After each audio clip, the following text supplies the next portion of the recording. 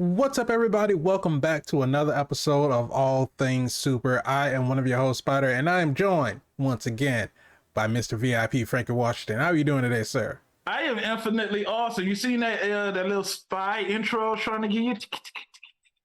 I mean, if you were whispering, I sure didn't hear it. That's how spies do.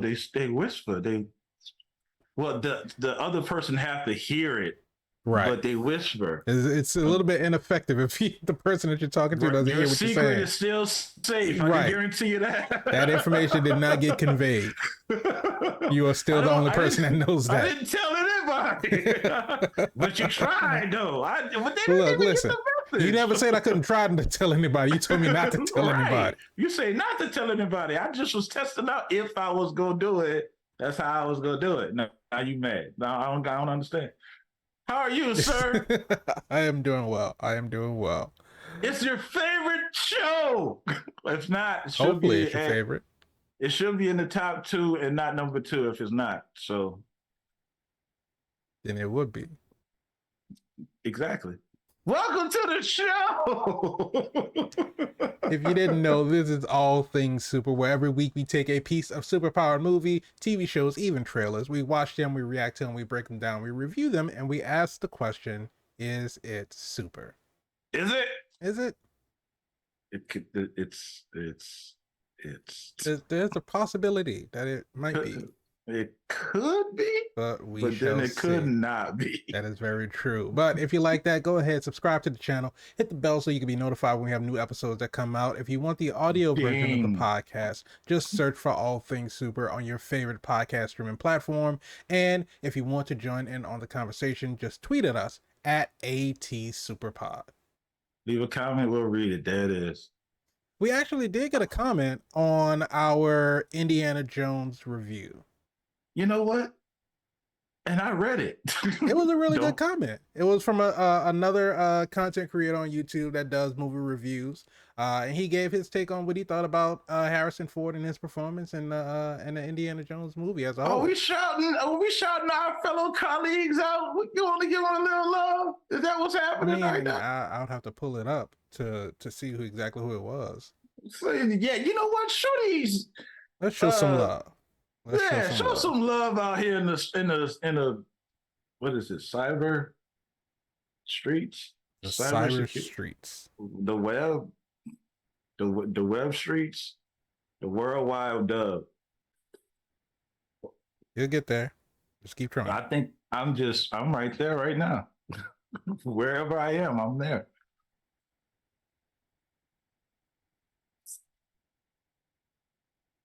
It was from Zach Milne Talks Movies. What's up, Zach? So if you're going around YouTube and you want to see some fresh new faces, check out Zach Milne Talks Movies. Check out his channel. He gives some really good reviews. It's all love. Always. There's enough space for all of us. We can all winning. We can all share. Just the W's with W's winning. Oh, I'm sorry. But this week we are not. But this week we are reviewing Mission Impossible, not the new Mission Impossible, not yet. We are taking a revisit to the previous. Wouldn't the thumbnail has said that what you just said? There is. But okay. You know, like we talked about, our show being accessible. Sometimes you may be driving, you have the podcast playing, it's on autoplay. But it's not Rogue Nation, it's Fallout. See, exactly. Got him. Pay attention what Spider saying. If somebody just listen to the audio podcast, they listen to the audio version and it's on autoplay and the show just starts, they may not get to see the thumbnail, so they don't know exactly what movie we're reviewing. So that's why we got to let the people know. We are reviewing Mission Impossible Fallout. Boom. This is the one where Tom Cruise breaks his foot. It is. And it's funny that they didn't include the cut, well, not the cut, but the shot that he broke his ankle in the movie. But in the beginning, when they're doing the intro credits, and they're doing like the smash cuts to all of the stuff, which I love about Mission Impossible. They That's actually basically what I hate about it. I hate they showing me the movie before the movie. I I love hate it because it gets me hyped for everything that's about to happen. But in I wish that they stopped doing it. in that intro, and they're never going to stop doing it. But in that intro portion of it, they used that shot when he jumped and he broke his ankle. So I don't know. I just thought it was kind of interesting that they used it for the intro shot, but didn't use it in the actual movie. I don't think they give enough acknowledgement to what's happening at that current point in time. You have Tom Cruise, one of the biggest movie stars in Hollywood, jump across a building. No cable. He free jumped it. He free jumped it. Maybe a net or a crash pad at the bottom. Hey man, in that split second when all went wrong and he broke his foot, he pulled himself up and kept the scene. He still kind of hobbled a little bit, but it was like regaining your stride after something like that, though. Yeah. And then the next scene, you see him right back running again. Which is weird because, like, if you hobbling for a little bit, then like just a split second later, you back to running full tilt. You just gotta. If we didn't know that he broke his foot, that would have looked like a flawless scene. He carried it just that well. It was a little hobble, but at the same time, come on. If you just jumped the building and you landed on the ledge, you had to pull yourself up, you're like, I almost died. But it wasn't an I almost died type thing. It was like I'm kind of hurt type thing. Like he was limping. Because he was hurt. Exactly. Real. That's what I'm saying. But he saved the scene. He didn't collapse on the ground on the roof. And I'm not saying that. Yeah, I'm saying you had the tenacity to pull through. That's what I'm talking about. Tom Cruise, baby. Maverick himself. Wrong movie. I know. I know. I was just referencing Mr. Cocktails. That's all. I wish Tom Cruise would jump on somebody's couch right now. Y'all wouldn't say nothing. I mean, it didn't say nothing when he did it the first time. Oh, man was in love. What y'all want? I've done worse. We're not going to talk about that. Yeah, you're right. That's a whole nother show. But no, Mission Impossible Fallout is the sixth film in the Mission Impossible franchise, which this is a franchise that we always talk about franchise. You know, if you're not thinking franchise, then what are you doing? You know, you have to have a really compelling story if it's just going to be a one and done type thing. But this franchise has been going, and if I do the math correctly, almost 20 years? No. Almost 30 years. There you go. Tom Cruise been hitting that silver screen, slapping out of all kind of villains, enemies, and terrorists. We're looking at mega terrorists. Because what was the release date of Mission Impossible? It came out in 1996. That's when a lot of things was happening. Sure. It's true. Look it up. Look up everything that happened in 1996. It'll take about 30 minutes. To look up everything that happened in 1996? Yeah, somebody did a breakdown. I'm pretty sure. And if it take longer than 30 minutes, then you got a lot of fluff.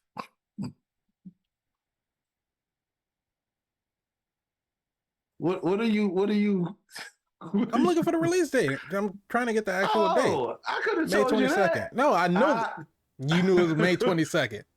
First of all, my birthday is on December 22nd. I can't see how you don't see the correlations. And May is when, yeah, that's very true. But May is my mom's birthday month. So I would have never put it together. But the people think that, I know what I'm talking about.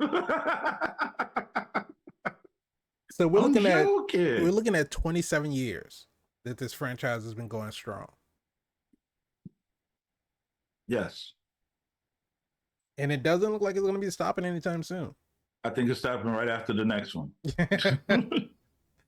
I mean, it's possible, but I mean, it really feels like, at least for like not the first, but like the last going up to, because we had, Ghost Protocol, Rogue Nation, and then we have Fallout. And it just really seemed like at the end of each one, Ethan was like, okay, I'm done. I'm gonna hang it up. And then we get another movie where he gets pulled back in because somebody from his past has resurfaced, and he's the only person that can, he's the only one that can stop it. Ethan clearly may have a lot of enemies. I mean, he's pissing people off when he travel, using the miles, not using the miles. I don't know. He get around the world pretty easy to say he's disemboweled and turned on. I mean, because technically he doesn't exist, right? So he can be anybody that he wants to be. You know who did this really well? This trope of not existing and moving around? Six Underground and the Old Guard. They're ghosts as well. They don't exist. Yeah. And they move around easy. But I just find it hard to understand how Ethan's moving around. That's not a strike against the movie, but they go to some very nice places. Do you find it hard to believe? Well, how much money is in this reserve? How much, what's the budget that we got? I would imagine it's sort of. What was Jack Bauer's budget? I don't know, man. I'm just saying, man. You're a military man. You know about budgets. Yeah, but I'm not top secret, impossible mission force, black ops type. I don't get that kind of money. I wonder if they got benefits. Not no vacation. Well, clearly not. Clearly not, because if they get hurt, they on their own. And why are you working for a government that as soon as you get caught, they be like, that wasn't my guy. That's not my guy. I mean, he said it was for you. You were supposed to get him out. I don't even know that guy. That sounds like an organization you don't want to be a part of. But I mean, they get it done. They get it done.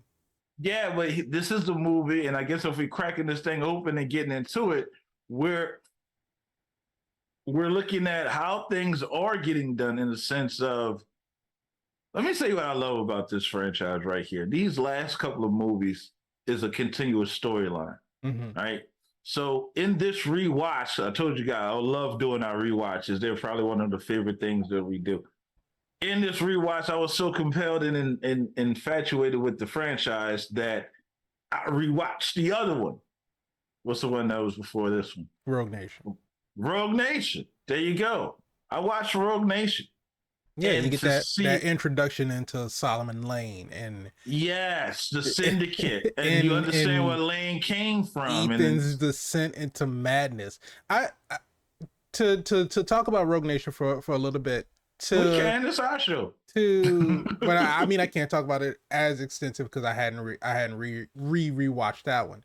Well, you know. But for the storyline to be, this guy is so far ahead that I have to think about what he's thinking about, to know that he's already thinking about that I'm thinking about what he's thinking about. And the circles, love that chess game. The circles that he go in is like, well, we have to do this, but that's what Lane wants us to do. But if we don't do it, then he knows that we're not doing it because he doesn't want us to know that he wants us to do it. And it's like, how as a person do you develop that much wherewithal?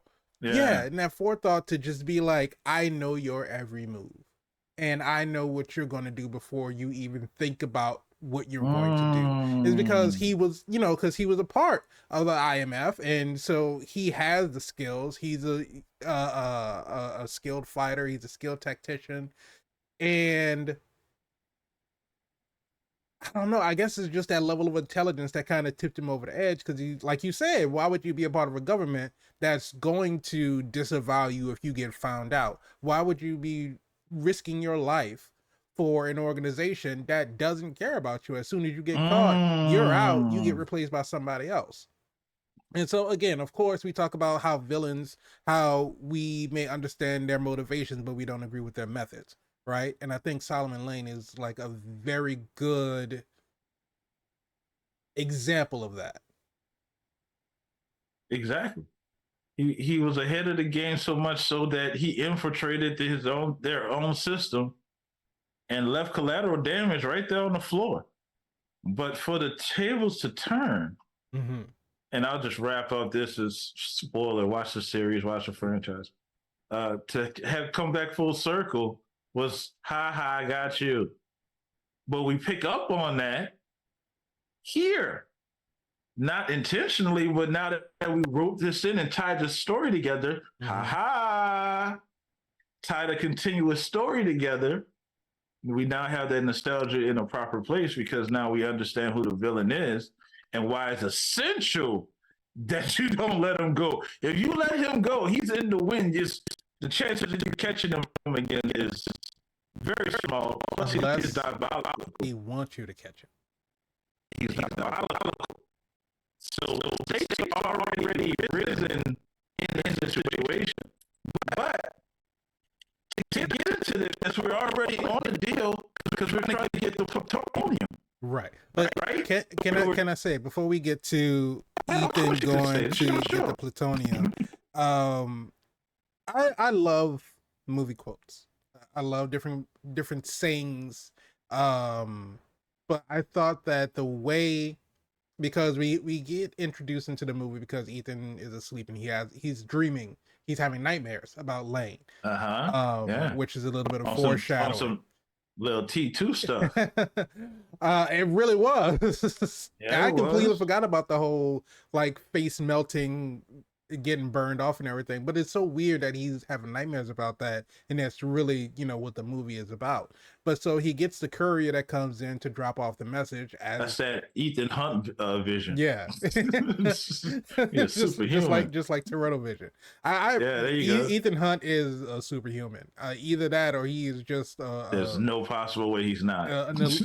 He's an Olympic marathon runner, because this dude runs full sprint. Just, it's ridiculous how we know that it's shot in sequences, of course, but of course we know. But for the movie, common man, for if we're living in the Mission Impossible universe and Ethan Hunt is a real person, this man don't even run. He could run and just not have to stop. Don't even let him chase you. Just give up. Because he coming. He is going to come for you, and you are not going to outrun him. But the courier comes to bring him the message, and, you know, they have the call and response to verify that, you know, this is who it is that I'm supposed to be delivering this to. And the courier says, "Fate whispers to the warrior, there's a storm coming." There's a storm coming. That's what he said. And the warrior whispers back, "I am the storm." I am the storm. I was like, that's badass. That's just a badass saying. And it's just like, I remember the first time I watched Fallout, and we got that part. I was like, oh, we in for some shit. Yeah. Because Ethan being the storm, basically the storm to basically all of Lane's plan, and we didn't know it was Lane at the beginning, but whoever it is that he's going up against, Ethan is pretty much the storm for all of these antagonists, because he's the one that's just wrecking everything for them. And I'm so sorry, we can't let you do global terrorism. Exactly. And you can't end the world. The funny thing about it, in this rewatch, I realized how much, or I guess I re-realized how much Ethan doesn't have a plan when he's going into all of this stuff. Because he had multiple times, he had somebody ask him, "Ethan, what's the plan?" And he's like, I'm thinking. Or in times of crisis, they're like, "Ethan, what do we do?" "We'll figure it out. I'll work on it." We get into, like you said, they have to go get the plutonium, and we get to the whole because I don't want to go through the whole movie, but we get to the scene in we get to the scene in the bathroom where they have the big fight and everything, and of course the face masking machine gets ruined, and so they have to improvise. Thanks, Henry Cavill. The way he smashed that dude in the face with that laptop, though. And I thought that guy was a goner. And I love these, like you said, I love these rewatches because we get to go back and we know the outcome, so we get to see all the foreshadowing and kind of the whole thing with Angela Bassett's character, Erica. Killing it. She tells Alec Baldwin, who's the director of the IMF, she's like, "You prefer a scalpel," talking about Ethan, who is very methodical, very calculated. and she said, I prefer hammer. Prefer a hammer. And that was like literally their style into going into trying to get this, you know, John Locke person, because Ethan was like, he's basically explaining to Walker the whole process, like, I'm gonna get him, I'm gonna make a mask of his face, I'm gonna wear his face, and then I'm gonna go and talk to the White Widow. And he's like, well, how are you gonna do that? He pulls out the needle, the syringe, whatever. He's like, you know, hit him with this, he'll be out. He'll no, you know, they'll just mistake him for any other drunken person at the party.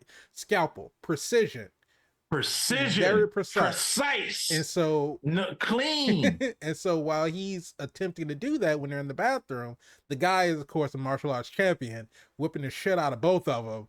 And I ain't seen a whooping like that since your boy whooped on Tyrese and whatchamacallit in Fast.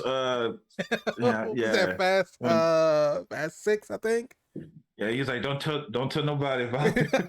Beat their ass all across the subway. He embarrassed them boys.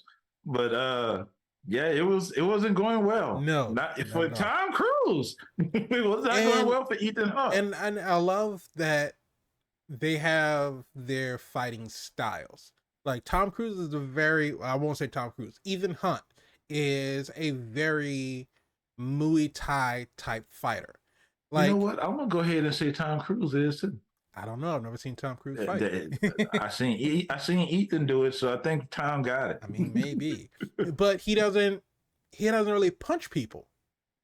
Neither does Steven Seagal. And hey, these hands was not made for breaking. They made to take your face and run it into some hard. Yeah, several times.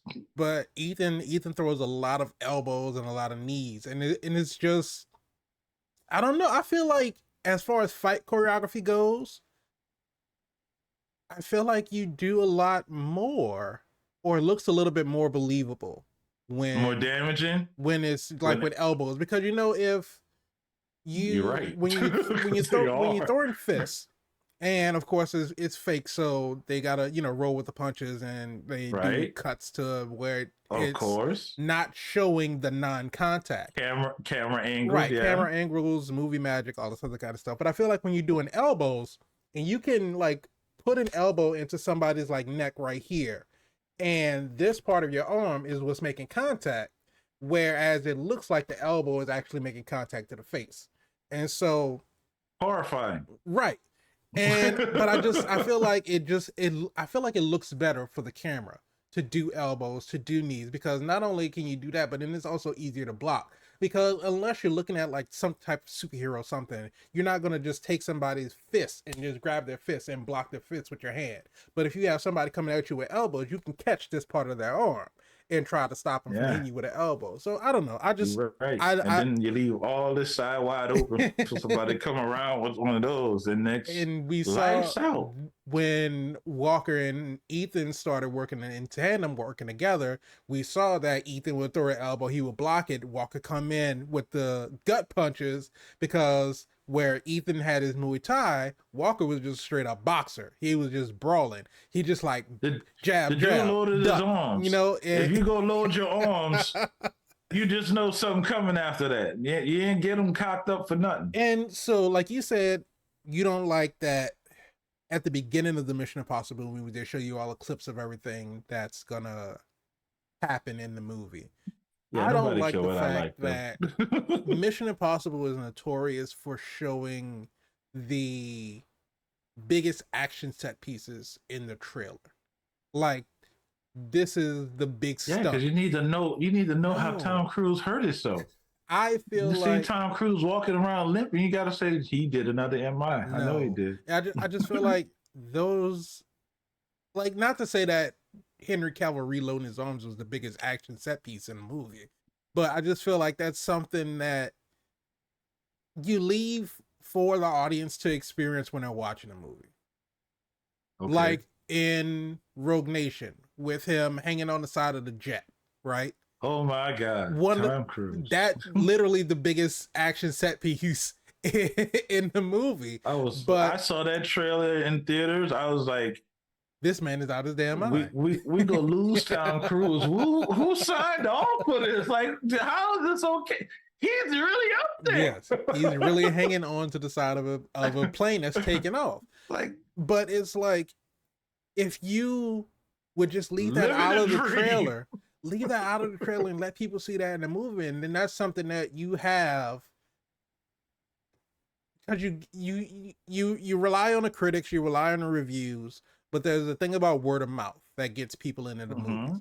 And if you leave that out of the trailer and you let people experience that in the movies for the first time, then you get people like, you have to go see this movie because there is just this one part that you have to see. That's a lot of money that you're putting on word of mouth. Not to say that it won't work or can't work. That's a lot of money you're depending on just word of mouth, because this goes back to the conversation that we always have about the MCU dropping so many trailers for their projects. Right.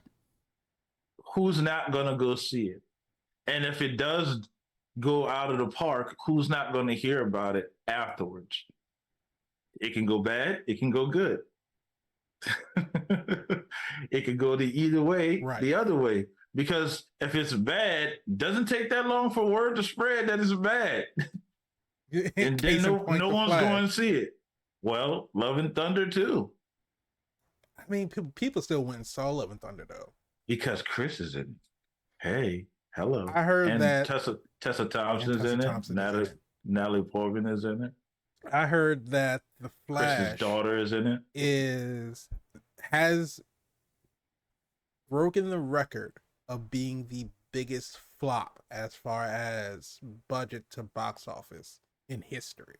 It beat The Last Action Hero from Arnold Schwarzenegger, because that was one that was way up there at that point in time. You know what?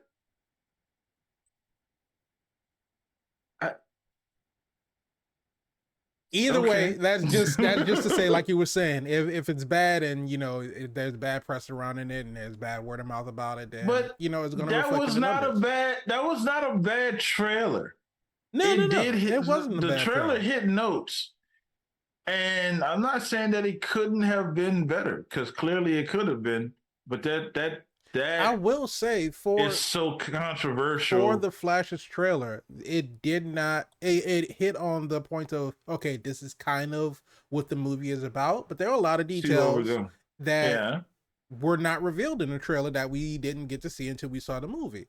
And so I did not see Michael Keaton pouring spaghetti on the table in the trailer. I didn't see them having that whole kitchen fight. And I don't know if that's one that they want to put in trailers at all. I mean, if you got Michael Keaton swinging across, chandelier in the kitchen, throwing skillets at people, some people might want to go in the movie theater to see that. That might have helped them make their money back. That feel real Jackie Chan-ish, so I don't know. That's not how Batman fights. I mean, but stick to the source material. We don't really get to see Batman fighting a lot in these movies, to where he's fighting in a way, and we talked about this, he's fighting in a way of the way that Batman, or the way that Bruce Wayne has trained. No, because Michael Keaton, and he ain't about to do all that for y'all. Y'all lucky y'all got Michael Keaton out the house. Listen, I think he was more. Tom Cruise is your guy. Ask Tom to do it, which is why it's rumored that it's rumored. Y'all saw how I repeated it like I was a glitch.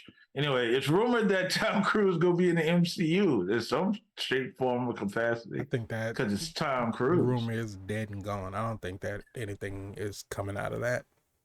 Oh, okay.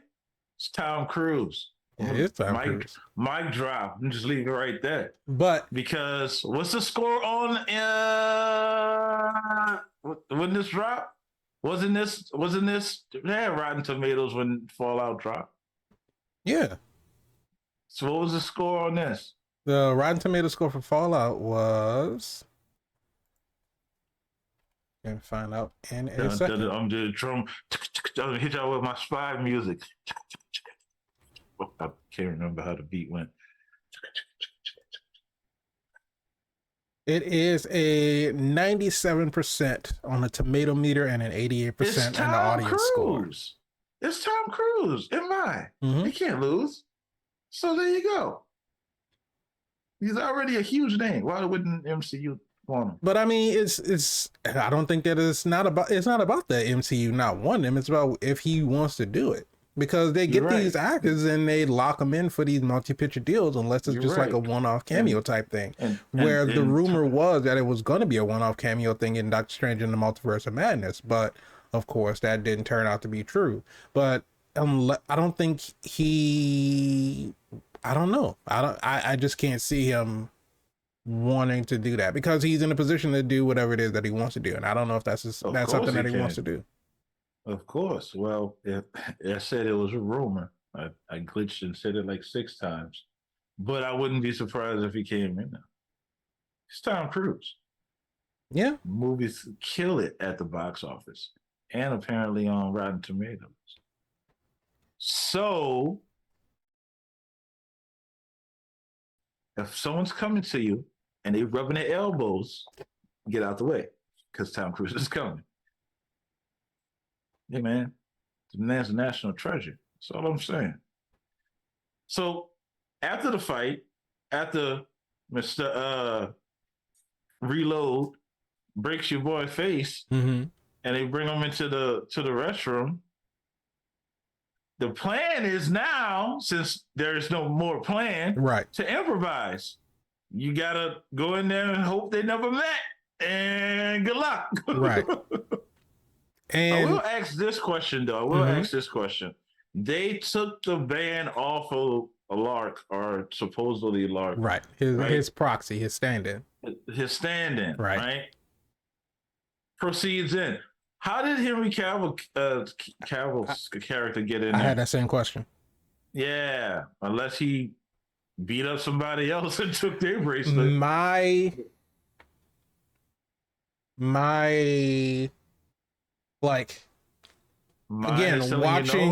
Watching it again and knowing everything that happened, because spoiler alert, plot twist, Walker was actually John Lark the whole time. I think that he had his own band.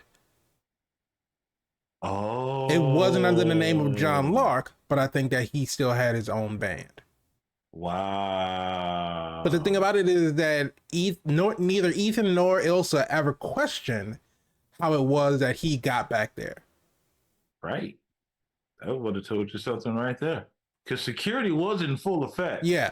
There's no way you were getting back there without having your band actually scanned. Not even, hey, this is mine. They were scanning it. Either that, or when everything started kicking off in the back, the guys that were at the front, came all the way to the back, and then he ran in afterwards. That they didn't have anybody at the front. Yeah. Not sliding through with the chaos going on, real spy stuff. Maybe. That's spy music right there. But overall, and I know overall, yeah, because I know we're talking about the moments that we liked and everything, but overall, I really enjoy these movies. Mission Impossible, Fallout. It was just because they have this balance of action and comedy and suspense. I will say the story outside of the main mission is not the strongest. So, Ethan's relationship with Ilsa and all this other kind of stuff, and her popping up and him being like, well, what are you doing here? I can't tell you that. What am I involved in? They're literally in the bathroom. She's like, you don't know what you're getting yourself into. He's like, I don't know what I'm getting myself into. I don't know what I'm getting myself into. And she was right. What am I getting myself into? And she's like, I can't tell you that. It's like, well, just obviously this is a very, dire situation. Tell the man something. You got to whisper it. You got to say, and hopefully it was received. But then the thing about it is that we go through all of this back and forth of her not wanting to tell him. He goes to go get his bracelet scanned. She scans hers too. Surprise, surprise. She has a band. And they're just giving them out to anybody. To literally anybody. And then she ends up telling them anyway. She's like, there are people here to kill Lark. You're posing as Lark. They're going to kill you. And so, of That's a course, friend. She's been kind of looking out for a while because, yeah, again, in yeah, the previous movie, like she came through and really looked out for Ethan. right.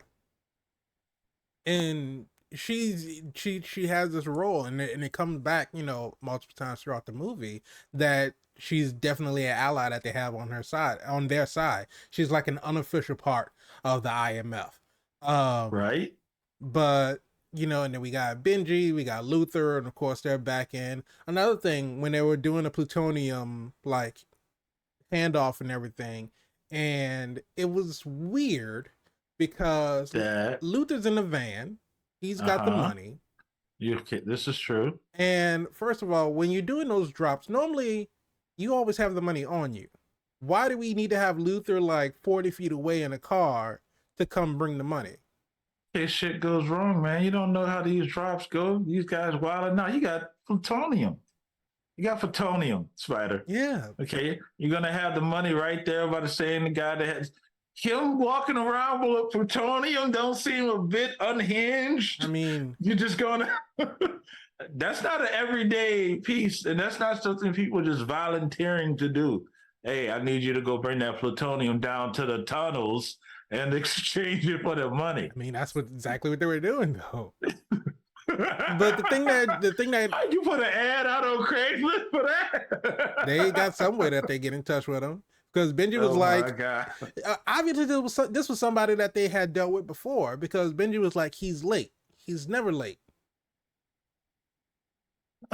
So this What had to be, Benji doing on the weekend? I don't know, man. Benji, Hey, Benji got his own hobbies. But see, apparently there's too much travel going on. But it's another thing. I love the relationship between Ethan and Benji and Luther, and a little back and forths that they have, because it's just these guys who basically just been put together to be a part of this team, and they've been through so much at this point. Yes. Especially with Benji being kidnapped and all this other kind of stuff. And happens a lot. Yes, it does happen a lot. But no, for them to actually be in this situation where Benji's out in the field now and he's high strung, and Ethan's just calm and collected, and Luther's kind of bagging on him and everything. It is just like this little brief moment of just calm before everything starts to kick off. But my thing is, you got the plutonium, and we see this, and this is just sort of a testament to what we see in a Dead Reckoning trailer, where Ethan says, I will never, your lives will never matter more to me than the mission. Well, Luther says, our lives have to matter more than the mission, and Ethan's like, I don't accept that, and then he walks off. And that was a line for me. I didn't know if you wanted to get into this. Well, no, that's what I'm talking about. Just a trailer, because this was shown in a Dead Reckoning trailer, but we get to see this even more so, because that's of course, being in Dead Reckoning, it just reinforces what we already saw in Fallout, because Luther gets abducted basically, and they're like, give us the plutonium and we won't kill your friend. And Ethan has every opportunity to take the plutonium and run and go, but that means Luther would die. And so not only does he save Luther by shooting him, but the guys who held Luther captive run off, and they run after them, leaving the plutonium unguarded. Why? If they're running away, so the movie could happen, and Angelina Bassett could kill it when she said that line. Exactly, and that's another line. She killed it when she said that line. That's the job.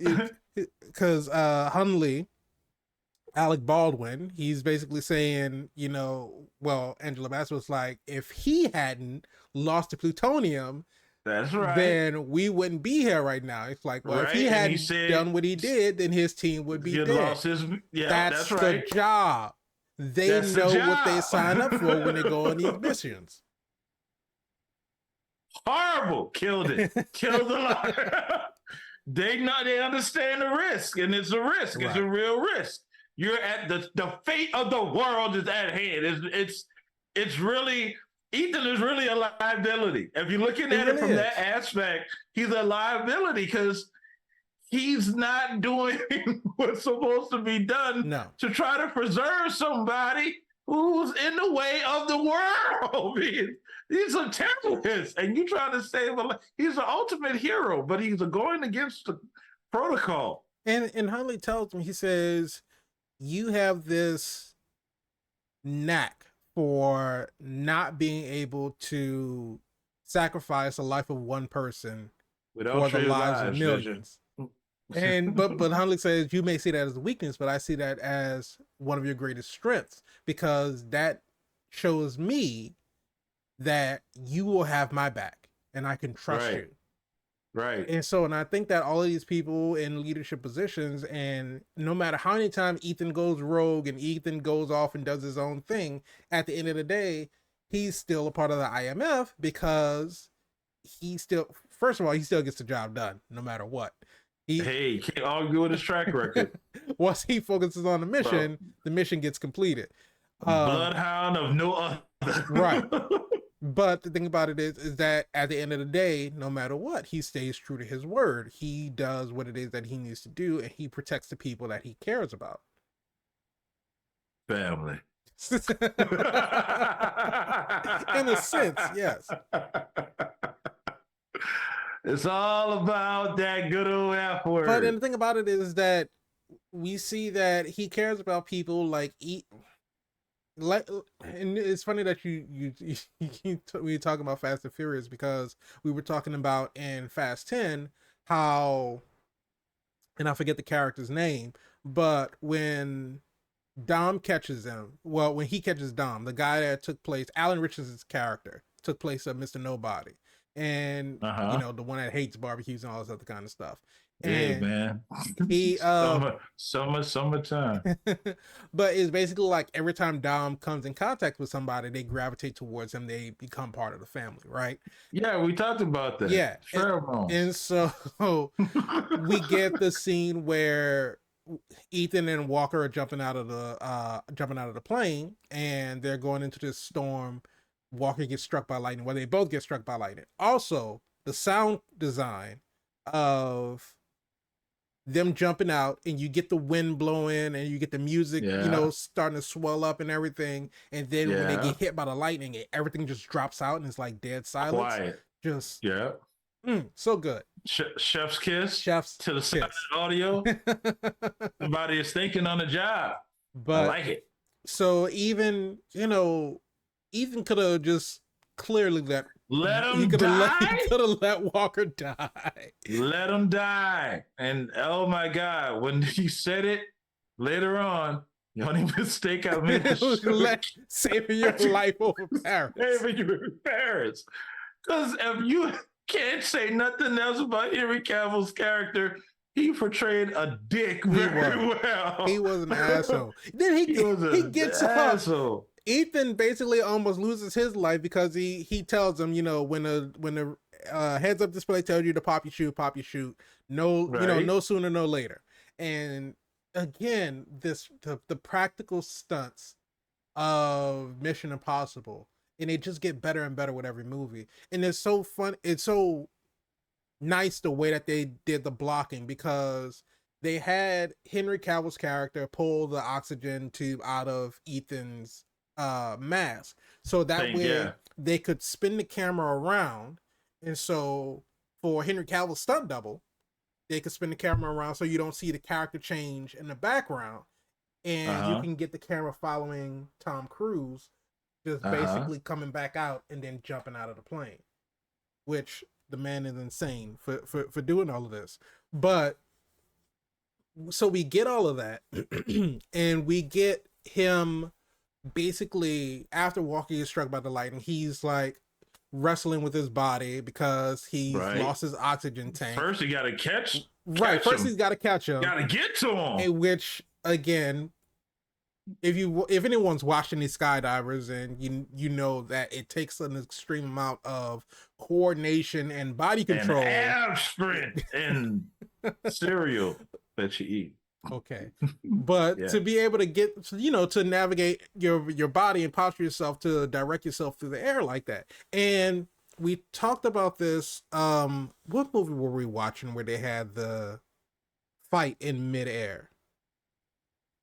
Fight in midair. I don't know. We might have talked about this. It might have been all off podcast, but I know Uncharted had a scene like that. Had the little drag along. But not just that, but when they were falling out of the plane and they were like fighting each other.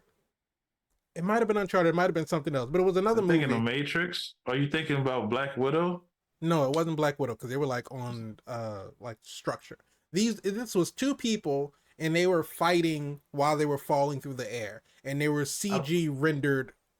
It was the characters, but they were rendered in CG. I can't remember what it was, but I don't know. I don't know if I can hate you that much if I'm plummeting to my death and I still want to punch you in the face. Right.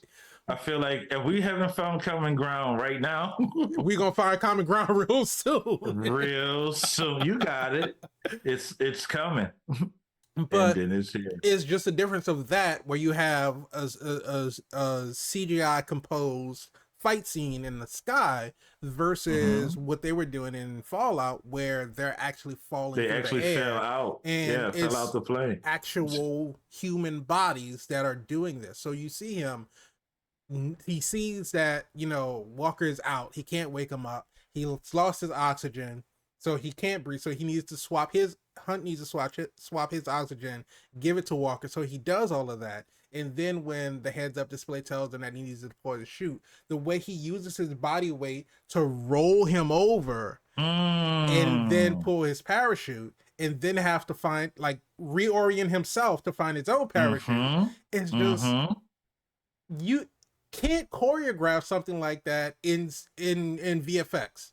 It just won't look right. The limbs. That's why Tom Cruise is jumping out of planes. That's why he's jumping out of planes. Tom Cruise say, pay him his money because he earned his checks. He do his own stunts. He absolutely does. Might be one of the last ones that do his own stunts. I don't think anybody else is doing their own stunts anymore, right? Not to that degree, no. Well, when I say this, I don't mean like exaggerates. Before somebody's like, Keanu Reeves does his own stunts. I'm talking about he not getting hit by a car. Right. That was a stunt double. Even though Tom has stunt doubles too, but you know what I'm talking about. Tom's jumping off of a ramp. Tom's jumping out of a plane. Yeah. Tom put himself on the side of a plane. Right.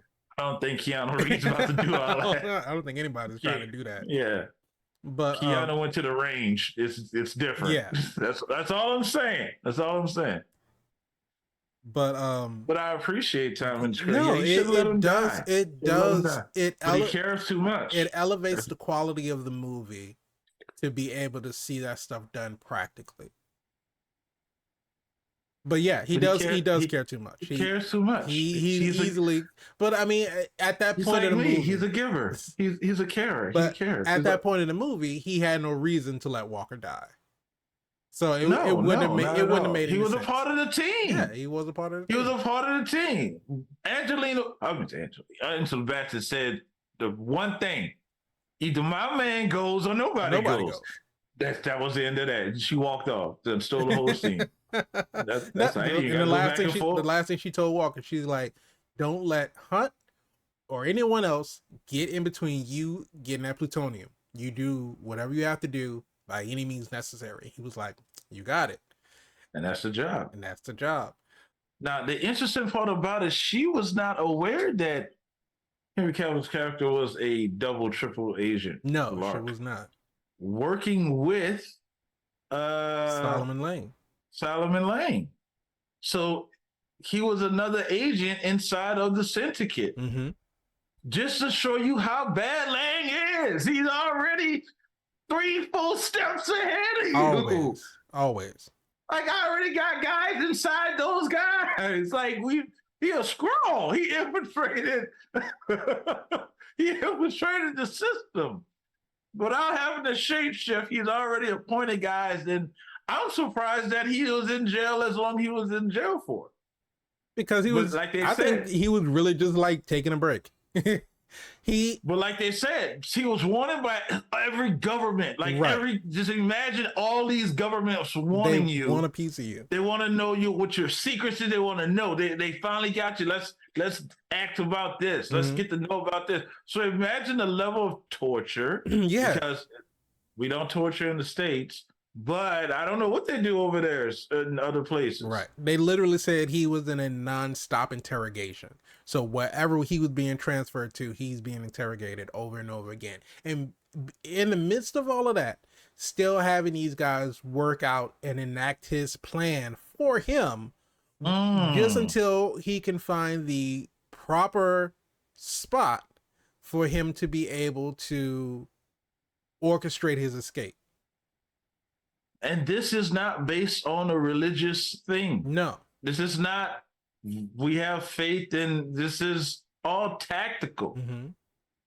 It's like we believe that the system has to be dismantled. It has to be destroyed in order for it to be built again and built right, because corruption is everywhere. Which, in this, not to, Here we go. Not to get into the realism Here we go, of it, folks. but Here we go. It's, no matter what, y'all got them riled up. No matter what you believe, no matter what side of the political spectrum that you're on, there is corruption in government. It's been shown time and time again. It's not about, conservative versus liberal or, Green Party versus independent or any this kind of stuff. There's, across all parties affiliation, there's been some type of corruption. And that's just, unfortunately, the way that the world is. There is corruption in the world. And I'm not saying that we need to go and blow, We ain't blowing nothing up. Because I don't even blow balloons. What he was going to really do was he was going to poison, what did he say, a third of the world's population, because the little village that they were in, Koresh, was in between China and India, and these are countries that have billions of people in their population, and it was gonna, the nuclear fallout was going to contaminate. It was going to contaminate the drinking water, and you're killing off a giant portion of the world. Sounds like a terrorist. Sounds like a terrorist to me. Walks like a terrorist, quacks like a terrorist. It's a Nazi. I'm just saying, you've seen the polar opposite with Ethan, because even when the White Widow's brother was saying what the plan was to get Lark out, and kill all the cops, he was like, kill everyone? Like, yeah, there could be no witnesses, no survive, no dead man tell no tales. And he's like, nah, I ain't with it. But he didn't say that to them. He had to stay in character. I think he was doing exactly like you're saying. One, he had to figure something else out. He knew that wasn't going to work, because just because I wake up and go to work, that doesn't mean I deserve to die. Right. Yeah. Even if my job is security, I'm not anticipating today is the day that I die. I'm transporting this terrorist, this high profile prisoner. Right. I'm not doing this, out of political affiliation or anything. This is a part of my job. I wake up and I have to earn a check to support my family. Case in point, the young female officer, which again, the interspersing of the comedy and the action, they finally get laying out and they get him into the car and they're opening the garage door, and the woman just happens to be out there looking like she was writing tickets or something, just serving. She was minding her business. Well, I ain't gonna say a meter maid because she was packing. Yeah, but she was literally minding her business. Serious about tickets out there. And it was so funny because Luther's Lane's in a straitjacket, got a bag over his head, and he's about to put him in the car. The door open. She's looking at them. They're looking at her, and they're like, yeah, it's kinky. He looks back at Ethan. And she pulls the gun out. That's how I would have played it. I mean, essentially, that's kind of what you have to do. And so she pulls the gun fetish. out. And no, stop it. But Ethan basically, he tries to de-escalate the situation, and we see the disparity in between Scalpel versus Hammer, because Ethan's trying to de-escalate. Walker pulls out his gun, and so Ethan is basically telling him, he's like, look, just walk away. It's like, you don't have to worry about this. Go home to your family. Just walk away. And the force, I don't know what that dude shot her with, but he hit her in the hip, but it was enough force to take her out of Ethan's frame of view. She got hit so hard. That's that glizzy. It was something. That's that glizzy when you go like, yeah. That's that glizzy right there. But again, and like you said, she wake up, she go to work, not expecting to get shot in the side. Of course not. But I think Martin Lawrence killed it in Bad Boys when he said, "Yo, Pouche, bet you didn't think when you woke up this morning around 5 o'clock you'll have a bullet in you, did you?" Or something like that. I probably misquoted him. But the point of what I'm saying is you didn't wake up to get shot or to go to work and get shot. So Ethan is saving everybody that he possibly can. Mm-hmm. Now, if I'm laying and I'm in the back of the truck and I get this impact, and then I see this wall of water that I have to grab. He was prepared for it, though. He was prepared for it. He was also very calm throughout the whole process of people shooting at him. He literally got a chunk of his ear taken off because Elsa shot through the car and Elsa killed him. Elsa was not playing. I think she was aiming to kill him, and the bullet ricocheted from out the glass. Yeah. So Ethan's he didn't freak out. We can't be friends if you keep trying to break my stuff. I'm busy trying to do stuff. And then he run over with the car. Yeah. So he didn't say that. He said you wouldn't get killed. He didn't say he wouldn't hit you. Right. Because that's the type of guy Ethan is. Mm-hmm. He got to finish the mission. You go get talking to later on. Oh, yeah. Look, messing up the mission. Right now, I got places to be. But when we get together later, we're going to have a talk about all of this. We're going to talk about this. And no one's ever hard to find. No. So I think they all got chips now. I think, have we seen in Mission Impossible when they chipped up, what was her name that was sleeping with the guy? This is when Anthony Hopkins was the director. Oh, I think it was 2, either 2 or 3. When they put the little tracker in their ankle. Mm-hmm. So everybody's chipped up now because everybody knows where everyone is. I mean, and they did that again this time because they were taking the chip out of Lane's neck. And like Luther said, we took out their chip and put in our own chip. And then continuations of the franchise, baby. Right. We're using the same tech. And then when Walker was getting away, Ethan jumped up, stabbed him in the neck. He chipped him. And then when he was about to go after Walker, Luther chipped Ethan so that way he could track him where they were going. But going into like when Luther was basically telling Ilsa, like, you gotta go because Ethan clearly cares about you. And it don't take long for him to fall. It don't. It really don't. Fall out. Fall in and fall out. But quick. He got a type. He does have a type. But so he's explaining about, what happened with him and Julia, and he was like they were married, and she kind of like was surprised, like, oh, he's married? Like he coming after me and he married? Luther's like, all right, no, chill. They're not married anymore. And basically, he was just saying Elsa wasn't playing that. She ain't about to be woman. She was like, look, I ain't about to be a side piece. Biscuit. But so Luther tells her, he says that Ethan got out of the game. He and Julia were happy.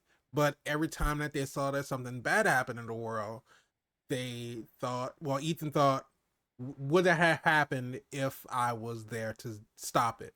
Could I have done something to stop it? Yeah, hard existence living. And, and of course, they realize, and Luther is saying that both Ethan and Julia realized that he would never rest and she would never be able to be happy.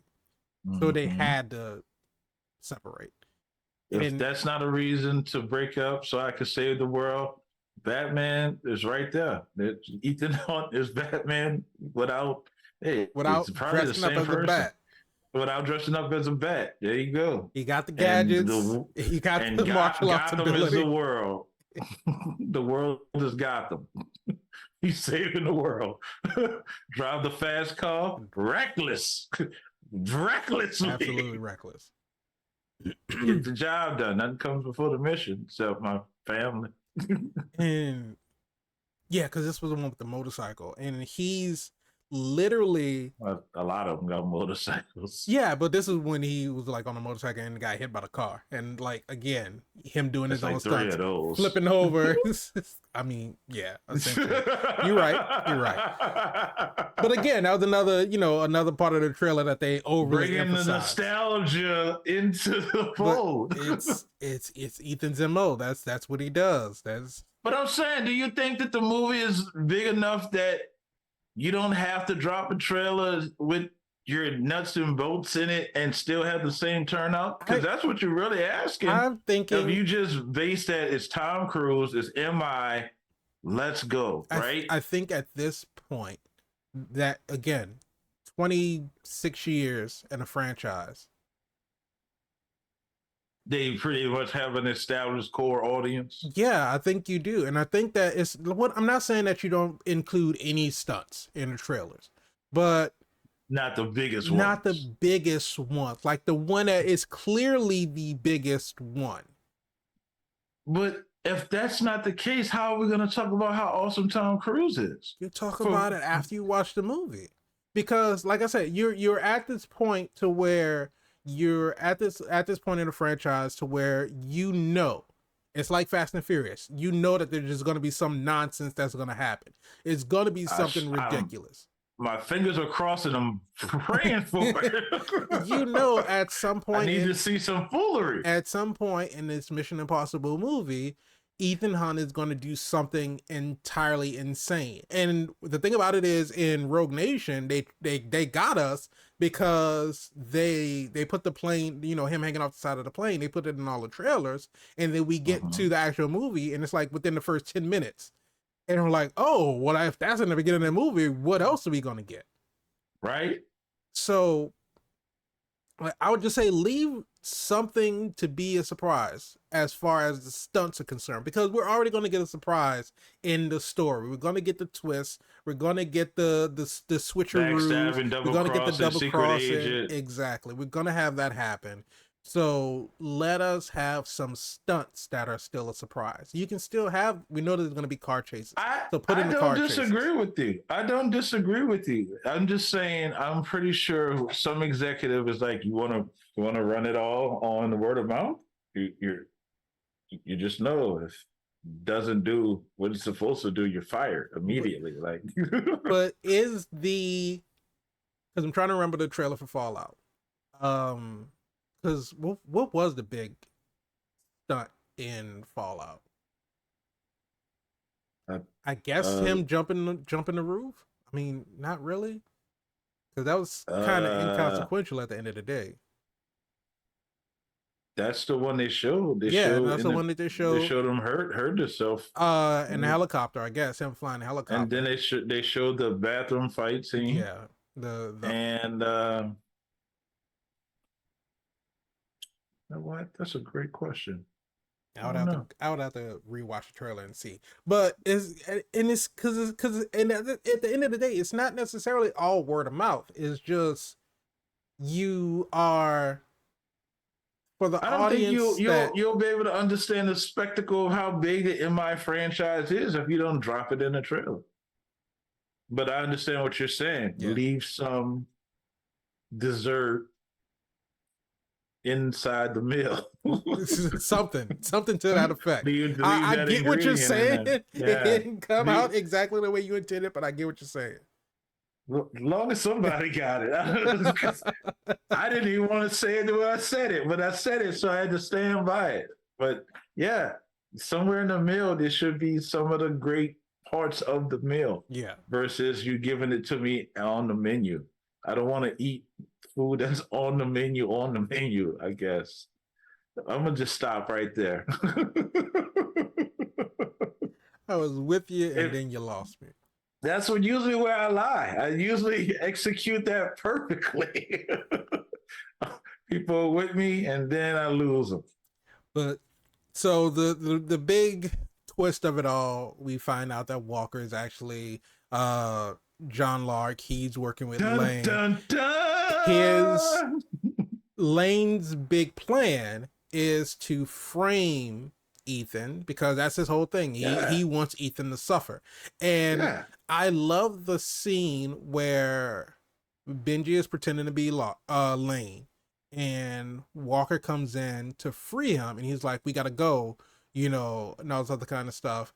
And Benji's playing dumb and basically gets him to reveal his entire plan. And I love Walker like getting mad at him. It's like, why do you have to make this so fucking complicated?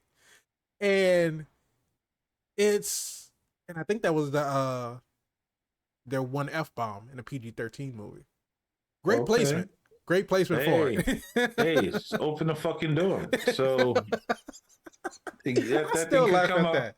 That thing can come up anywhere, It really could. But great placement for it. But for that to be the reveal, for him to be like, I believe in what you're doing, but this whole revenge thing is just ridiculous. It's unnecessary. It's like, we could have been done with this so much sooner if not for your little cat and mouse games, of you trying to get back at Ethan. It's like, he's still gonna take the fall for it, but let's just go. Like, he's like getting at him. He's like, we just gotta get out of here.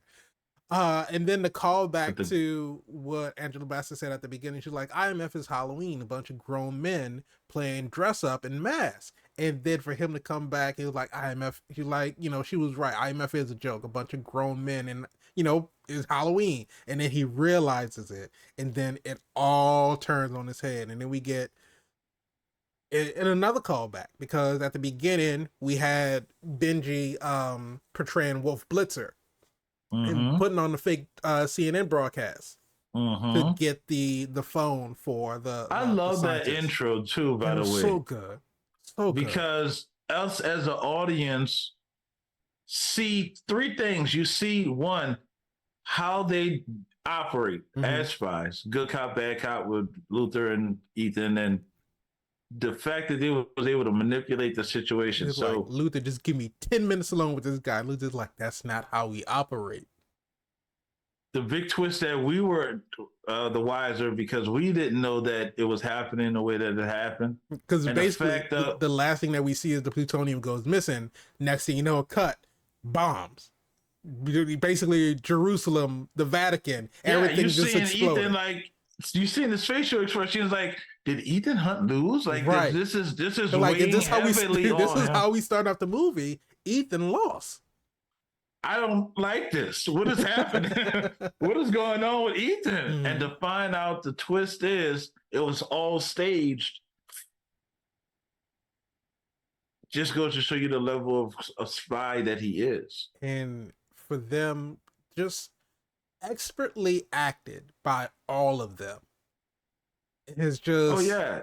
That's just what I'm saying. When Benji came in, did we get it? Right. Told you we'd get it. Dude, and then Luther gives him some money because they apparently had a bet. But the dude's in the bed, and he's like, what's happening? What is going on? But the part that I liked was Ethan sitting in the chair, Luther's on the computer making sure that they get all the schematics, because they were getting the blueprints for the bombs. And so Ethan was like, did we get it? And Luther was like, we got it. And then Ethan is just standing there, sitting there. He's got his hands on his face, and he just goes, go. And then everything drops. Everything is revealed. And we get a callback to that. Even though Walker wasn't there to see that, we get a callback to that because Angela Bassett's character basically was like, because they basically trapped Walker. They had her on the phone. She heard everything. She's like, Walker, I don't appreciate being double crossed. And so she's Hunley was like, do you want us to deliver him to you, or are you going to meet us here to pick him up? She's like, no, I'm going to collect all of you. And then so the CIA basically runs in there with guns, And she was like, and Huntley was like, "What are you doing? The plutonium's still out there." And another cold line from Angela Bassett. She's like, "Yes, it is, and I don't trust a single person in that room to get it. None of y'all. I don't trust not a single one of you. Get all of them. Bring all in. Bring all of you, and we'll figure out who's who in Washington." Big flex. And big flex. And she did it from a phone call. She did it from a phone call on FaceTime, and it just hung up. It's like, I said what I said. Click. But hey, so Ethan thinks that big energy. Walker is done for. It's like, Ethan basically what he said. The most dangerous people are in this room right now. We have control of it. And Walker goes, "Do you?" And then he goes, "Go." And when he says go, it all goes crazy.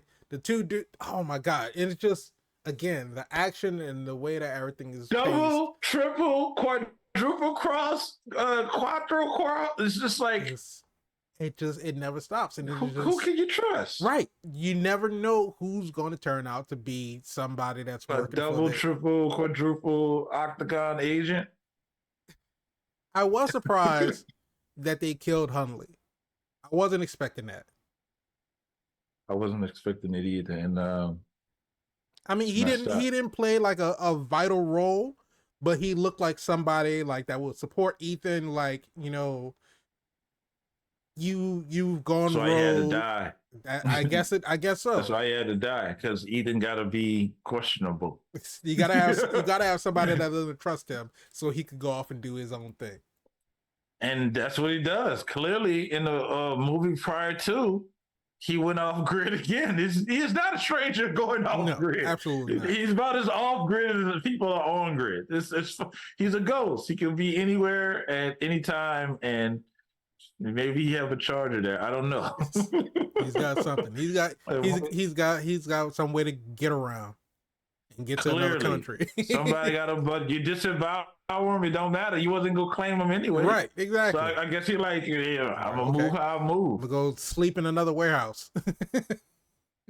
Not a problem. And I'm gonna take out terrorists. You bet, man. And he does. And so he do it for fun. He ain't even getting paid. And this is where we get the I wish I would have thought about it before we recorded this episode, to time in movie how long Ethan was running, because I got that answer. No. Okay, see, Seven said he got that answer for you. Too damn long. Too damn long was that? Yeah, I got you, buddy. I heard you when you were saying it. You always know what he gonna say before he said it. All right. So Seven said too damn long. Okay. Lengthy. It was lengthy, but you get, and just this thing.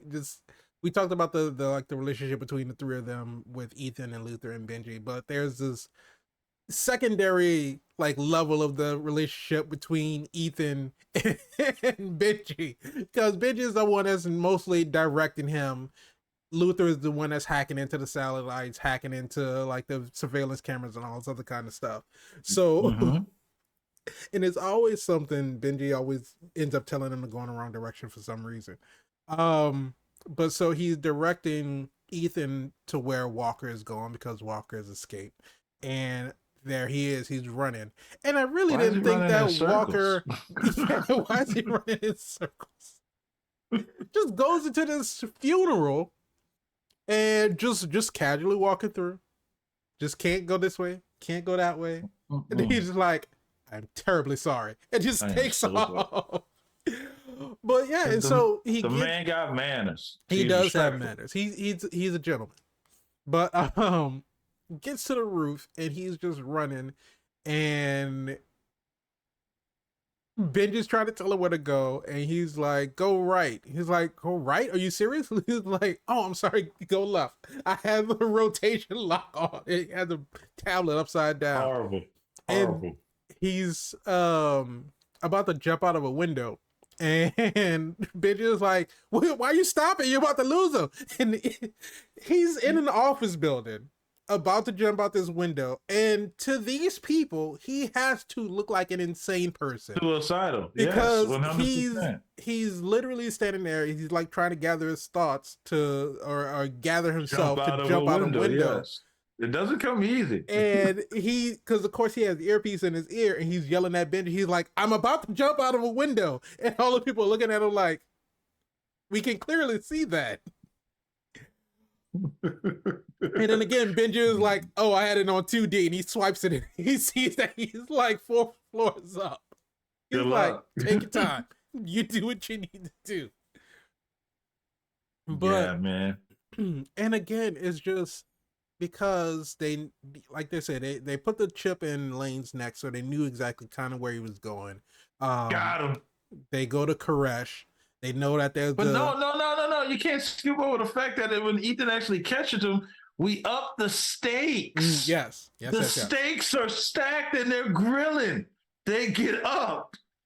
Because it's like, if you come around us, if I see your face again, that little secret that we know about her, we heard it, we got her, got a picture of her right here. We will annihilate her. That's not what they said, but that's pretty much how he was like, "I'm her guardian angel." Basically, I am watching over her. If I say the word, she will die. And when, like we were kind of talking about earlier, when Luther was talking to Ilsa, telling her about Julia, she said, "Where is Julia now?" And she said, "She's a ghost. She's, and she's good at it." She's good at it. And so for Lane, because it was Lane, for Lane to know exactly where she was, how to be able to, to manipulate the whole system, because they orchestrated the smallpox outbreak in Koresh in order for them to have their field medicine tent. And they called them. Her people, her unit, the only one they called. It's like, we specifically want you. And the fun, oh my God, it is so good. Because when Ethan runs up and he's going to the tent, because they get there and they're looking for the bomb, and he sees Julia, and Julia husband comes up, and they kind of had like the fake introductions and all this other kind of stuff, and she's like, "Oh, he's on vacation," and Ethan's like, "No, I'm working actually." And so Julia, they're talking codes and whispers. But it clicks, because if Ethan is working, then that means danger is here. Danger is here in this literal area. In here. And so when Julia's husband is explaining, he's like, "Yeah, the strangest thing, if it wasn't for our guardian angel, we wouldn't be here." And she was like, "They asked for us specifically." And again, it just clicks in Julia's mind. She was like, "They asked for us because they were trying to get to Ethan. Like, I am the reason that we're here right now." And it just, to see all of that, like she figures that out just that quick without them explicitly saying it, is just like, she's like on this level of understanding that she knows what the stakes are. And so that when the husband is like, "Oh no, you guys go catch up," and it's like, "No, I need to go do this, and you go do whatever you need to go do." And it clearly shows you that superhero trope that you cannot have a normal life, right, as a spy, because the people that you love will always be at risk. Yes. And it leaned on that from the previous movie before, when he retired and she got kidnapped, and he had to save her. Yeah. You can't. And the way that they did the breakup is, you understand that you can't. It's not that you don't want, you can't. Right. Because you're always in danger. And even though when he went away and you saw it at the end of the other movie, it's like, I have to let you go and be okay with you going, because I know you're safe. And like Vic Luther said, every now and then she'll send a signal out to let us know that she's okay. Right. And you take solace in that. Right. Just she's knowing that. Here. Because Lane is ahead of the game and got her involved again. It was so, like, again, the blocking and the the orientation of the scene, because Luther, Benji, and Ilsa are all kind of like a little bit further away from Ethan. And Ethan runs into Julia and he stops because they have the comms in their ear. He stops, he says, also correct. Julia. And then all three of them stop and then they turn around. And it's like just the shock on all their faces. And then it is just all makes sense to them. It's like, this is why we're here. The big reveal. Because he always 9 steps ahead. And so here's my thing. And I guess because it wasn't really Lane's planning for the bomb, as well orchestrated as he is, the failsafe for the bombs being able to be diffused was that there's the most complex failsafe ever. The remote in the detonator had to be removed first before you could defuse the bombs. Because I guess I don't know anything about bombs. I'm level set right there. I know nothing about bombs. I want to go ahead and second that. I am also not a bomb guy. Don't know much about bombs. But I know I don't want to be anywhere near them. Yeah, but the trope in films, and so I don't know if this translates into real life, but that if there's a bomb, there is a way to defuse it. There's always some type of way to defuse it. But hopefully, but the conventional way of defusing the bombs, as shown in the movies, is cutting the wires. But they said we so far past that now. I mean, essentially, the blue wire, you got to take the panel off to even get to the blue wire. But so essentially, they could cut the wires in order to disarm the bomb. But if the remote is not deactivated first, then cutting the wires will cause the bombs to explode. So they have to get the remote, and which leads into, your final chase scene, which a helicopter chase scene is very innovative. Dude, he crashed a helicopter into a helicopter. He did. Who doing that? Who doing that? How you didn't get killed with the back propeller entering the... I don't know. Because it's Tom Cruise. There you go. But even Walker was in the helicopter. He's like, this crazy son of a bitch is trying to ram us. He's not the same guy that you think it. You threaten his woman. But it's so funny because Henry Cavill, shout out to him and his portrayal in this movie, because again, and I always talk about this when we do our reviews, how I'm a sucker for non-verbal facial cues and facial expressions. I'm not talking about that anymore. But I'm sorry. Just the being able to see the expressions on his face at certain points in time, because when he got burned with that acid, that hydraulic fluid. But even before all of that, when they were in the bathroom, and they're in the bathroom in the fight scene, and Ethan is about to get shot by the Lark stand-in, and Ilsa comes in and she shoots him, and Walker comes from around the corner because he got beat up and knocked down. He comes around the corner, he's just kind of surprised, and Ilsa points the gun at him. He's like, "Ooh, hey, I'm unarmed." But that, when we see the realization on his face, that when he realizes that the Lane that he's talking to is actually Benji in the mask, and how his face just kind of like, oh shit. Because he tells, when Ethan is explaining to him that he's going to steal Lark's face, he's like, people really fall for this shit? And he ends up falling for it. But when Ethan pulls up in a helicopter, because he's pulling this, the helicopter he's in is holding this big payload of cargo or whatever. And so he drops the payload, tries to drop it on top of the helicopter, but misses. And so Walker is like, what the fuck? And so he's like, get up there. And so when they come up and he see that it's Ethan flying a helicopter, he's like, this motherfucker. Yeah. Like, why won't you stay dead? Yeah, Ethan was like, yeah, it's me. Yeah, it's me. You thought I was gone, huh? I'm right here. But rain you down. So ram the helicopter into the other helicopter. They go crashing down, and not again the practicality of it. Them being, and I know they weren't in an actual helicopter rolling down the mountain. They were movie magic. In a rig contraption.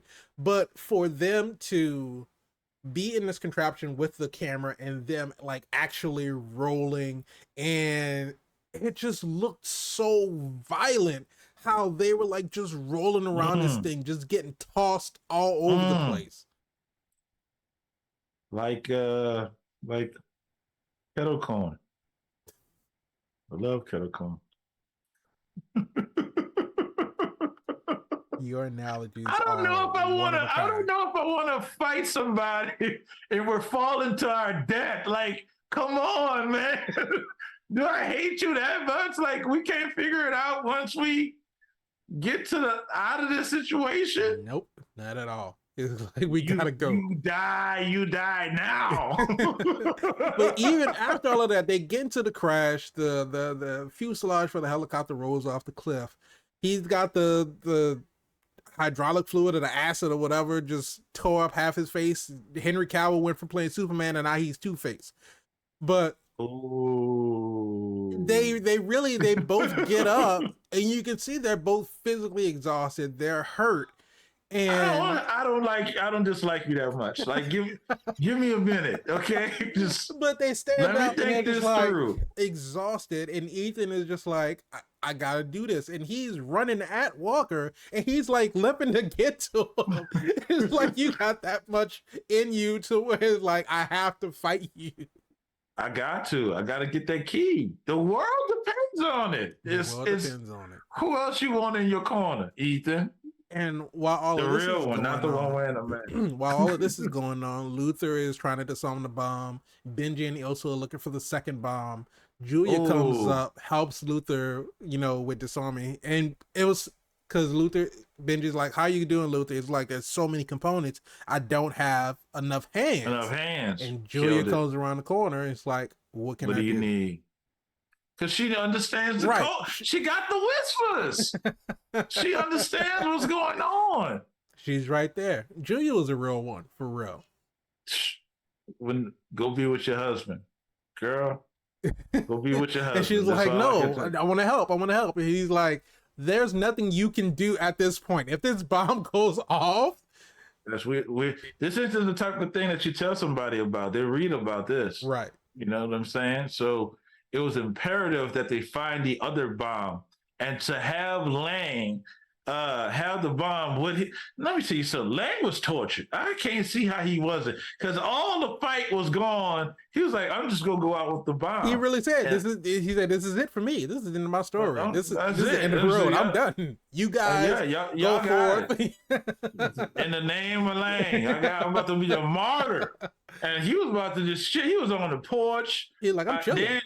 Dan showed on screen, but I'm sure he had a little doobie rolled up. Every now and then he hit that thing. It was like, man, I'm about to just rock out, wood it out, and let this bomb go boom. But I appreciate not with the IMF on the job. I appreciate them allowing him to again showcase like his skills, not only as a brilliant tactician, but he's also a very skilled fighter. Because when he was fighting Ilsa, he's like.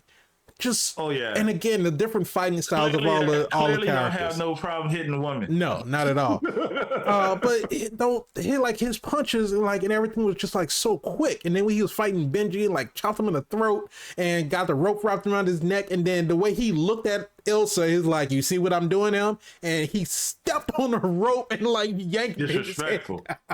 Just disrespectful. Just ruthless. But of course, it's always a matter of we got to get it down to the last second. And well, did you want them to cut it on one? Because the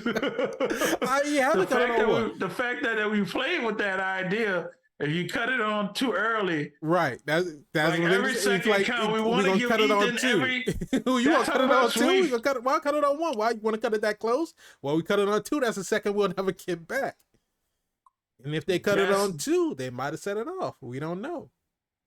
Because you gotta believe in your guy. They asked Ethan at the end and said, "How close were we?" Ethan was like, "The usual." It was like, that's not helpful at all. It's really not. It's really not. That's not helpful at all. That's operating in faith. But what other choice do you have? If you don't cut, it blows. Right. So let's go. That's that. You gotta do what you gotta do. Difficult takes a day, impossible takes a week. But at the end of the day, IMF reigns supreme. They get the job done. Of course they capture Lane. They send him back to MI6. They didn't kill him. They didn't kill him. Again. Even though he said you should have killed me. You should have killed me. But they clear Ilsa's name. Will we see Lane again? I don't know. I feel he like got out once. I know he did get out once, but I feel like I feel like his arc is his. He is the villain though. Out of all the villains in the MI series, he's the one that survived. Right. And was that because Ethan did not want to take? I mean, come on, he deserved to die. Yeah, but what it was is that they had to turn him in to clear Ilsa's name because Ilsa got disavowed by MI6 because she was working undercover with Lane, and they figured that she was a rogue agent. So to prove her loyalty, she had to capture Lane and turn him in. Again, he goes against protocol. He does. For his family. But so they get it all done at the end of the day. And they essentially walk off to the sunset. Everybody's happy. You know, Walker's dead. Walker, that hook right to the forehead. He done. Listen, he hooked on something else. He hooked on debt. That was a horrible way to die. It was. Oh, I hope it was instantaneous. Because to think if he's at the bottom of that mountain. If the hook piercing his skull didn't kill him, he definitely died from the fall. Or hypothermia. No, he definitely died from that fall. There's no way that he survived that. It's in my baby. I cannot. All kind of stuff. I would hate to see Henry Cavill come back. Lark comes back as the villain. Half of a face like Two-Face, half of it hook head. Just come back. Should kill me, huh? Just the hook part just hanging out his head. Kill me. Have something crazy like a gun that shoot wiggly. I don't know where you're going with it's some new spy stuff with gun to shoot wiggly. Okay. Okay. That's that tech you're not ready yet. Clearly I'm not. But Mr. VIP, don't talk to Seven. I don't want to hear nothing to say. Mr. VIP Frankie Washington, when it comes to Mission Impossible Fallout, is it super? Listen, I fell out of love with it a long time ago. It's just an obsession now. Yeah, it's super. It's MI. It's Ethan Hunt. It's just the running and the guns and the mask. Let me tell you something. They changed the game when they started putting these masks in. When they put the mask in, I was like, you don't know who to press now. That's a Mission Impossible staple. It was from the TV series way back in the day. Hey, now you're just going deep into the archives now. Yeah, some people didn't know it was a TV show. Not us. We knew. But they didn't know. So now y'all know. Now you know. I can't say enough about it. This clearly is like the action spy top tier franchise because they understand the double cross, the triple cross, the quadruple cross. They understand action pieces. They understand big budget action pieces. They understand practicality, foreshadowing. Mm-hmm.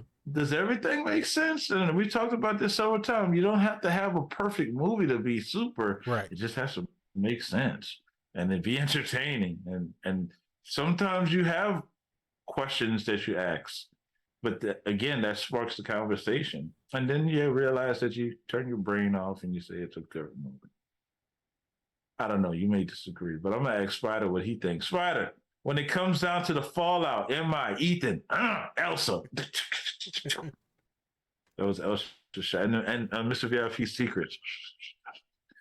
Was it super? I don't know about the secrets, but It's all right. You didn't hear him anyway. I absolutely didn't. But no, Mission Impossible Fallout is absolutely super. It's probably one of my favorite franchises, and I know we don't talk about it a lot, but it sets a precedent, like we talked about, like you said, like the practicality, the storytelling. It is sort of a benchmark as to it's an action movie. It's like the epitome of spycraft because there are so many movies that you can go to and you can watch and you can foresee a double cross coming a mile away, right? Oh, you are so right. And look at you. They just look at you. It's like right. You got cash because you're the villain. You're the exactly. villain. You and like you just know that it's gonna happen. It's like I knew it all along. Yeah. It was like, and it takes away from the suspense. And you watch this and you're like, I didn't see that coming. Like, because it really seemed like going through this whole thing, Walker was starting to, and again, we talked about this whole thing about, people gravitating towards Ethan and becoming a part of the IMF, but it seemed like Walker was like, okay, I see you, I see your methods, I can understand where you're coming from. I'm on the same page with you. We both have the same objective. We want to get the plutonium. We want to make sure that we stop, what's going on. And it's true. It's not until, and they revealed it a little bit early. They revealed it kind of midway part through the movie where he goes to Angela Bassett and gives her the phone because they show Ethan take the phone off of Lark's body in the bathroom, and they purposefully, he looks at the phone, he tries to turn it on. The glass is broken, he's trying to turn it on, but it doesn't come on. He puts it in his pocket. And when Walker goes to Angela Bassett, he gives her the phone. He's like, this is the phone we picked up off of the guy's body. And he gives it to her face down. And so they do the reveal. They do the big movie reveal. She gets the phone and she turns it over. It's like, it's not cracked. That's not the right phone. But so, and we get like, okay, so obviously he's trying to frame Ethan, but we don't exactly know why just yet.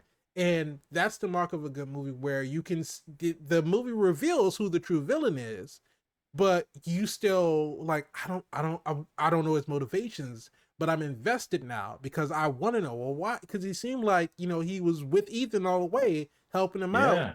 And now in Paris. Right. In Paris, he was a dick. God damn. Paris supposed to make you love people. Not... And it was oxygen. Again, on rewatch, going back into, now that we knew exactly what was happening, and you get to pick up on all the little details.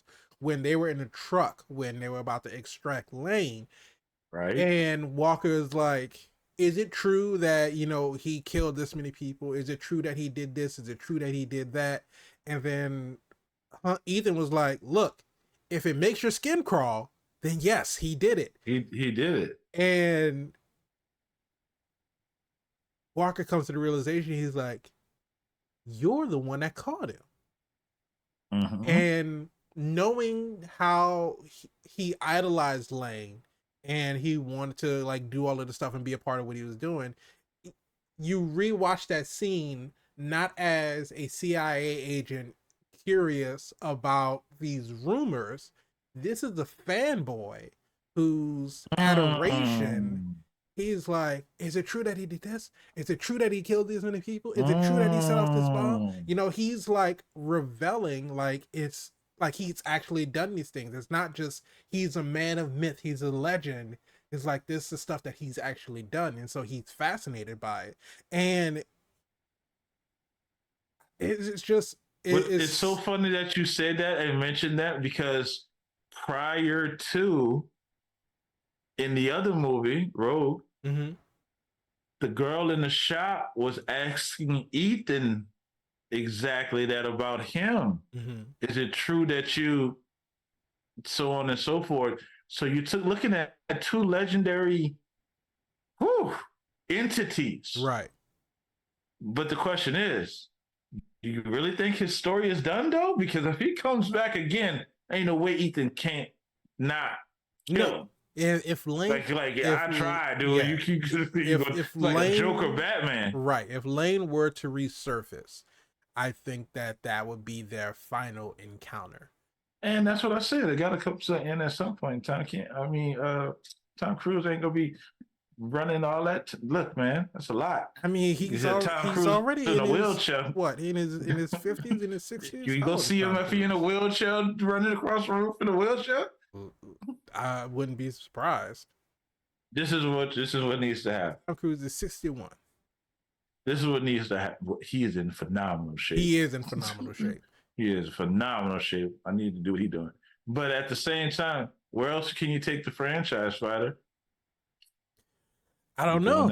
I mean, they have Dead Reckoning, so there's at least that, and that, you know, Dead Reckoning Part 1, and there's going to be a Part 2, so we would have to see. Usually how the numbers work. Yeah, sometimes, but or you get the Fast and the Furious, and then Too Fast, Too Furious. And then you get like the Fast and the Furious Tokyo Drift. Mission and a half possible. But I don't know. It just depending on whatever happened in Dead Reckoning Part 2, and if it's really the end of, you know. No, there's no way they're letting this IP sit without remixing it or prequeling it or spinning it off. I'm not saying that it's not possible. I'm just saying that as of right now, I have no idea where they're going to go. I mean, look what they did with Jack Reacher, right? How many iterations of Jack Reacher do we have? We have Tom Cruise that played Jack Reacher. Yeah. And then we have Alan Richardson. What's his name? Also, and then we also have not Reacher. Yeah, well, what's his name from The Office? You talking about John Krasinski? That's Jack Ryan. Yeah, Jack Ryan. Well, hey, Jr. Ooh, let's not put them together. But yeah. So that's one thing that I like about these types of movies, because you have a very valid question as to where else can this franchise go, and we never know. And when they do come out with another film, it's like it's a treat. Yeah, because it's something that's like, okay, well, what's going to happen now? Because we don't know. Because one, we don't know exactly what the threat is going to be, because it's always some type of nuclear, biological, some type of threat. So what is the threat going to be? How intense is the villain going to be? So what new technology are they going to introduce? And what crazy stunt is Tom Cruise going to pull off in this next one? So you have all of these different, hopefully he don't break his ankle. Hopefully he doesn't break his ankle. But you have these different benchmarks that these Mission Impossible movies, not that they have to hit them, but they're known for hitting them. Oh no, Tom Cruise got to run. And we know that Tom Cruise has to run. Got to run, and somewhere along the line, he probably has to have his shirt off. Uncle Ben has to die. Dominic Toretto is going to talk about family. Ethan Hunt has to run. Has to run. It has to run. It's canon. You can't break canon. You can't break canon. Then the man will run. But no, the movie was absolutely super. It was absolutely great. Honestly, because I watched it because we were going to do the rewatch, and I watched it multiple times, like you went back and watched, because it was so interesting, because it had been so long since I watched it originally, because it came out in 2018. So I watched it again to rewatch it, to refamiliarize myself with it, and then I watched it again to pick up on all like the little subtle things again. And it's a great movie. Our people got you working, huh? These fans is demanding. Got Spider watching the movie multiple times, taking notes just so he can come over here and give y'all the analysis on all things super. He's so dedicated. I just watched the other one that came before it, and watched the lineage come through. Same amount of work. Yeah, well, we go watch the other one too. We absolutely are. But it is super. Cut and dry. No doubt about it. It's Ethan Hunt. It's Tom Cruise. It's Mr. Maverick. It's Mr. Cocktail. It's Mr. Day and Night. Day and Night, Cameron Diaz. Yeah, I know about Day and Night. What are you talking about? How was you drug people on a plane? That's Day and night he was calm. He was calm. Night and day. And listen, night and day, day and night.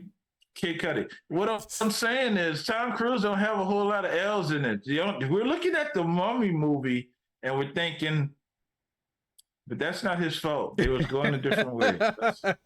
Don't you blame Tom Cruise for that? He does. He has some L's, but they are few and far in between. Tom Cruise hasn't had an L since Risky Business, man. Tom Cruise, that Jimmy Maguire. Jerry Tom Maguire. Cruise? Jerry? Jimmy? I need you to get these titles right. I'm barely getting initials right. What do you want from me, man? But Tom Cruise is winning. Cocktails? What? You're going all the way back to the 80s and the 90s. Because he's been winning since then. I understand that, but I'm just saying that I'm not saying that he hasn't been winning, but he does. Good man. He does you have can't some. Have the truth. He does have some else. He does have. What some else? We're not talking about that Mummy movie. That Mummy movie. I'm just saying that no actor is infallible. You can't handle the truth. But let us know what you thought about Mission Impossible Fallout if you've rewatched it leading up to Mission Impossible Dead Reckoning, which we will also review. Yes, I haven't seen Top Gun. I haven't seen Top